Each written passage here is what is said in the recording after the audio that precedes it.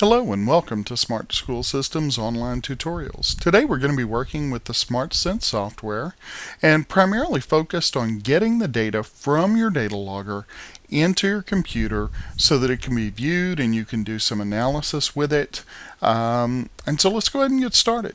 When you open your software, before you even open your software, you need to make sure that you are connected with a USB cable from your computer to your data logger and that your data logger is actually stopped so that it can make that connection. When you open it, open the software, you'll see a screen that looks like this, and we see the new experiment area where if we were going to collect new data, we could go into this easy log or meter or snapshot mode. These modes are very similar to what we have on the data logger itself. But what we want to look at today is this bottom area where we can work with existing data that you've already collected. Well, the data that's in your Solus is what we need to do is get that out. So we're going to click on Retrieve Remote. When you click on Retrieve Remote, it lists these runs of data. It organizes them by date and time, so the most recent one is at the top. There's also an indication of what type of data was it. Was it an easy log or was it a snapshot? That type of thing is there. We're going to just go ahead and choose that easy log run at the very top. And then we get the option that says choose the channels you wish to receive, and it's asking which sensors do you want to see displayed, and you can go through and uncheck any one of these. But what we're going to do today is we're going to leave all of those checked and click OK. And so now we can see the graph of your data. You see it's a nice colorful graph, and if I click anywhere in there, just left click, just a regular click, you see that at that point where you've clicked it, you see the data at that specific point, the value for each one of these things at that point. You can also see that these are color coded. This light level is green here, and the line is green down here. Well, this is our light level line. Our sound level is blue, and you see that blue is just all over the place. Well, one of the first comments I get when we download data usually is, man, that's a lot of data. And it can be overwhelming, especially for younger students. So what we can do is if you right-click within that graph area, you'll get a box that comes up, and the option you want to choose here is Show or Hide Channels.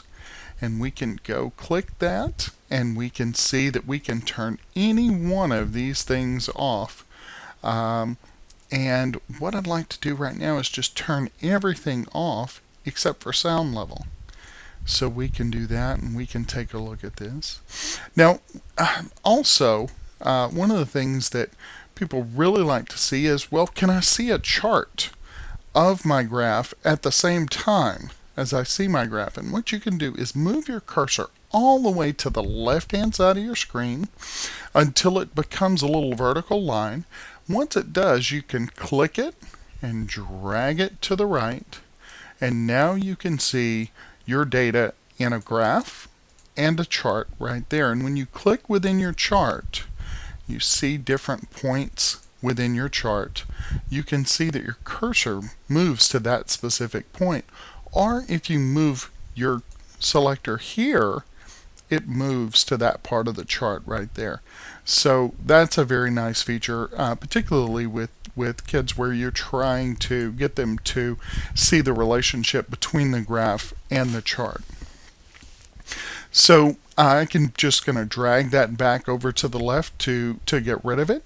Now, another thing that I can do here is if I can zoom in to this data, and I can simply right click within this window, and I can say auto scale. If I auto scale 0 to max, you see it puts it one way. At auto scale min to max, I can view it a little differently. I'm going to just turn that off. Now what I want to do is come in and say I want to just zoom in. And you see it's done nothing. There's been no change.